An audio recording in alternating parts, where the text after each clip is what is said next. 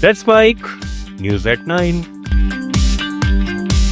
रक्षा मंत्री राजनाथ सिंह ने कहा कि ऑपरेशन सिंदूर के दौरान पाकिस्तान के सैन्य और आतंकी ठिकानों को ध्वस्त करने वाली ब्रह्मोस मिसाइल दुनिया भर में पसंद की जा रही है।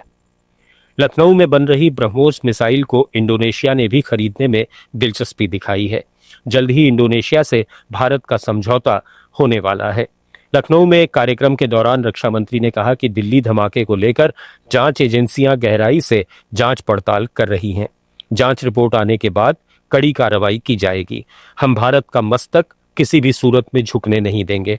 बिहार में एनडीए की बड़ी जीत का जिक्र करते हुए रक्षा मंत्री ने कहा कि बिहार की तरह यूपी में भी 2027 में बड़ी जीत हासिल होगी।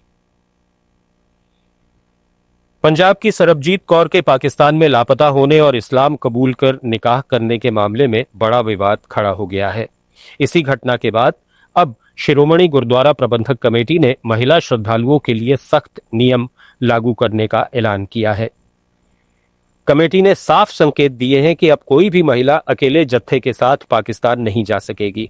हर महिला के साथ उसके परिवार का कम से कम एक सदस्य, पति, पिता, भाई या कोई नजदीकी रिश्तेदार होना अनिवार्य किया जाएगा। कमेटी के प्रताप सिंह ने कहा कि यह पहली घटना नहीं है। 2018 में किरण बाला भी पाकिस्तान जाकर इस्लाम कबूल कर वहीं बस गई थीं। आपको बता दें कि कपूरथला की 49 साल की सरबजीत 1 नवंबर को 1932 सदस्यों के जत्थे के साथ पाकिस्तान गई थीं, लेकिन 13 नवंबर को जत्था लौटने पर वो वापस नहीं आई।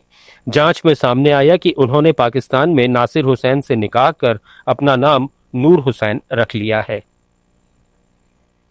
अमेरिकी राष्ट्रपति डोनाल्ड ट्रंप ने दुनिया के सबसे बड़े युद्धपोत यूएसएस जेराल्ड आर फोर्ड और हजारों सैनिकों को कैरेबियन सागर में तैनात करने का आदेश दिया है। ये कदम वेनेजुएला के साथ बढ़ते तनाव और संभावित सैन्य अभियान की आहट को लेकर उठाया गया है।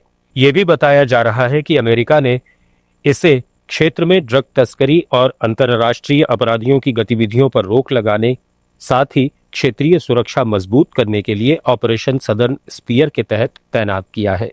ये अमेरिकी नौसेना का अब तक का सबसे बड़ा और सबसे आधुनिक विमानवाहक पोत है।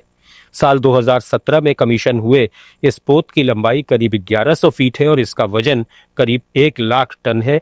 इसमें लगभग 90 लड़ाकू विमानों को ले जाने की क्षमता है और 5000 से अधिक नौसैनिक हमेशा इस पर तैनात रहते हैं। अमेरिका ने दक्षिण कोरिया को परमाणु ऊर्जा संचालित आक्रमण पनडुब्बियां बनाने में मदद देने की मंजूरी दी है, जो अमेरिकी दूतावास की सूचना के अनुसार दोनों देशों के बीच रणनीतिक सहयोग को एक नया आयाम देगा।